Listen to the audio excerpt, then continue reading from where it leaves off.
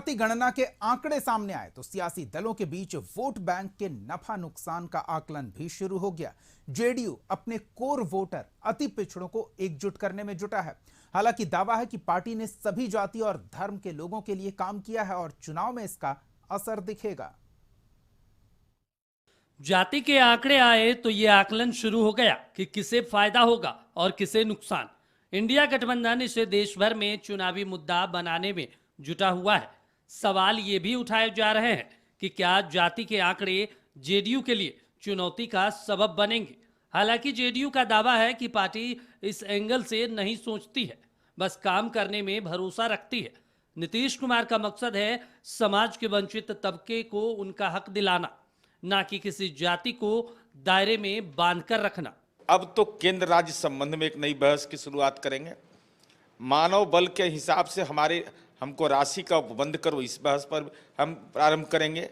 न्याय के साथ विकास हमारी अवधारणा है कि समाज के विभिन्न तबके के लोग जो पिछड़े हुए हैं सामाजिक और शैक्षणिक रूप से, निश्चित रूप से उनके उन्नयन के लिए नए सिरे से सोचना होगा। तो तमाम बिंदुओं को जनता दलियों के मामले पाले में यह महत्वपूर्ण उपलब्धि है कि हमने जो कहा सो किया और देश की सियासत का वह केंद्र बिंदु बन गया है। दरअसल जेडीयू का मुख्य वोट बैंक अति पिछड़ा, मुस्लिम, दलित और महिला वोट बैंक माना जाता है। नए आंकड़ों के मुताबिक बिहार में 6 करोड़ 11 लाख से ज्यादा महिलाएं हैं।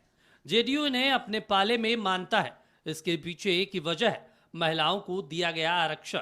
नीतीश कुमार ने पंचायत में महिलाओं को 50% आरक्षण दिया है। शिक्षक नियुक्ति में महिलाओं को 50% आरक्षण दिया गया है। तो वहीं सरकारी नौकरी में भी 35% पद महिलाओं के लिए आरक्षित है। जातीय गणना के आंकड़ों के मुताबिक बिहार में मुस्लिम की कुल आबादी 17.70% है।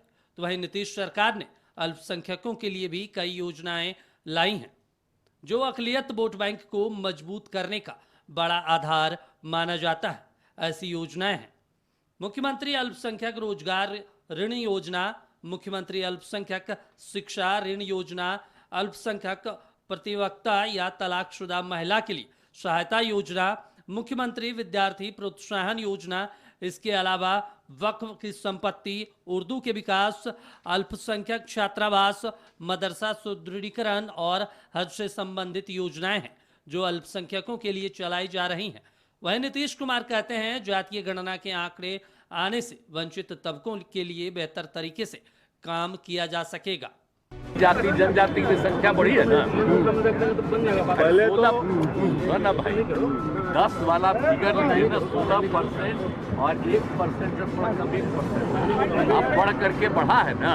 आज देखिए ना फिगर, उनको भी फायदा है तो बाकी सबको लाभ मिले। किस तरह का लाभ मिलेगा? अरे इसी मतलब सबके मीटिंग में एक एक बात को रख देगा और उसके बाद सब लोगों का राय लेकर के और सरकार की तरफ से होगा जाति होगा। ये नेम कर रहे, एक की बात हम नहीं कर रहे। सबके हित में जो काम आगे बढ़ेगा तो वो हम लोग करेंगे। कार्य करना ना चाहिए, हम क्या करें सब। हम लोग तो आज से डिमांड कर रहे हैं, देश स्तर पर होना चाहिए। आज से हम लोग डिमांड कर रहे हैं। जरा सा हमारा पुरनका देख न लीजिए 89 का और आप देख लीजिए तब का क्या, कितना ज्यादा हम हाउस में जब हम मंत्री थे तब भी कितना बोले थे। अति पिछड़ों की बात करें तो उनकी आबादी 36% हो चुकी है। बिहार सरकार अति पिछड़ों के लिए भी कई योजनाएं चला रही है। साथ ही 19.65% वाले अनुसूचित जाति के लिए भी कई योजनाएं चलाई जा रही है। हालांकि इतनी योजनाओं के बावजूद जेडीयू वोट बैंक को लेकर ज्यादा निश्चिंत नहीं रहना चाहती। यही वजह है कि नवंबर में पूरे राज्य भर में अति पिछड़ा सम्मेलन का आयोजन किया गया है। अनुसूचित जातियों को गोलबंद करने के लिए 5 नवंबर को भीम संवाद का आयोजन किया जाएगा। तो वहीं जेडीयू के राष्ट्रीय अध्यक्ष ललन सिंह कहते हैं कि राज्य जातीय जनगणना पूरे देश के लिए नजीर साबित होगा। इसलिए कि सरकार जो बिहार की है, महागठबंधन की जो सरकार है, वो वास्तव में उसका समर्पण है न्याय के साथ विकास। और आप सबको मालूम है कि बिहार में नीतीश कुमार जी जब से शासन में आए हैं तब से न्याय के साथ विकास के कार्यक्रम को वो चलाते हैं।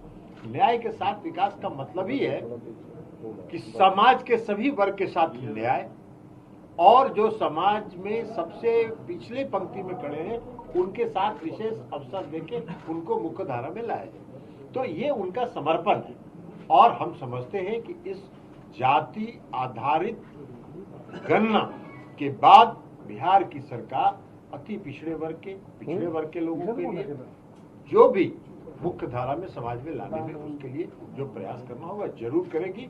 नीतीश कुमार लवकुश समीकरण के सहारे सत्ता में आए थे और ये वोट बैंक नीतीश कुमार के साथ माना जाता है। हालांकि 1931 के मुकाबले दोनों जातियों की आबादी का प्रतिशत कम हुआ है। इसी साल नीतीश कुमार से अलग हुए उपेंद्र कुशवाहा आंकड़ों को लेकर लगातार सवाल उठा रहे हैं। देखिए, आंकड़ा तो हम बार बार कह रहे हैं कि राज्य की सरकार यह तो बताए, आर्थिक आंकड़ा जुटाने की बात राज्य की सरकार कह रहे हैं। किसी इंडिविजुअल से पूछे बिना कैसे किसी कर्मचारी को, सरकार को इस बात की जानकारी मिल गई कि हमारे आपके अकाउंट में कितना पैसा है, आपकी हमारी संपत्ति गांव में भी है कि कहीं शहर में भी है। इसके बारे में जब तक हम या आप नहीं बताएंगे तो कैसे उनको जानकारी मिल गई। तो इस तरह का आंकड़ा किसी इंडिविजुअल से लिया ही नहीं गया है, फिर भी राज्य की सरकार दावा करने कि हमारे पास आंकड़े आ गए हैं। तो कैसे आंकड़ा आ गया? इसका मतलब कहीं घर में बैठकर आंकड़ा बनाया गया है, जो बिल्कुल पूरे तौर पे फर्जी है, गलत है। विशेषज्ञों की राय में नीतीश कुमार अपने सोशल इंजीनियरिंग के लिए जाने जाते हैं। अति पिछड़ा वोट बैंक शुरू से ही नीतीश कुमार के साथ रहा है और एक बार फिर अति पिछड़ों पर उनकी नजर है। शुरू से ही अति पिछड़ा के लिए नीतीश कुमार शुरू से काम करते रहे और अति पिछड़ा गोलबंद जो है सो जनता दल यूनाइटेड के पक्ष में होता रहा है। तो अति पिछड़ा समाज में शुरू से ही जदयू की पेनिट्रेशन रहा है, वो काम करती रही। और मुस्लिम समाज जो है, मुस्लिम समाज के लिए भी नीतीश कुमार जाने जाते हैं और नीतीश कुमार ने कई ऐसे माने कब्रिस्तान की घेराबंदी से लेकर के कई सारे मिसाल हैं जो नीतीश कुमार ने वो किया है। तो मुस्लिमों का और अति पिछड़ा, और ऐसे देखिए तो जिस फोल्ड में पहले नीतीश कुमार एनडीए फोल्ड में रहते थे तो वहां पर सवर्ण साथ जो अनारक्षित वर्ग जो है उसका भी वोट उनको मिलता था, इसमें कहीं कोई दो मत नहीं है। लेकिन अब बदली हुई राजनीतिक परिस्थिति में अब तो MY समीकरण तो है ही है, अति पिछड़ा का पूरा फोकस नीतीश कुमार की तरफ है और मुस्लिम समाज का भी वोट उनको मिलता हुआ दिखाई पड़ रहा है।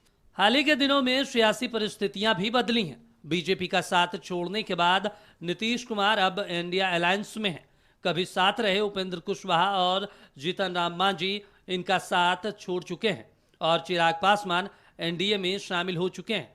तो वहीं चुनौती दलित के साथ अति पिछड़ा वोट बैंक पर अपनी पकड़ बनाए रखना है। देखना होगा नीतीश कुमार की रणनीति चुनाव में कितनी कारगर साबित होती है। आशुतोष चंद्रा, कशिश न्यूज, पटना।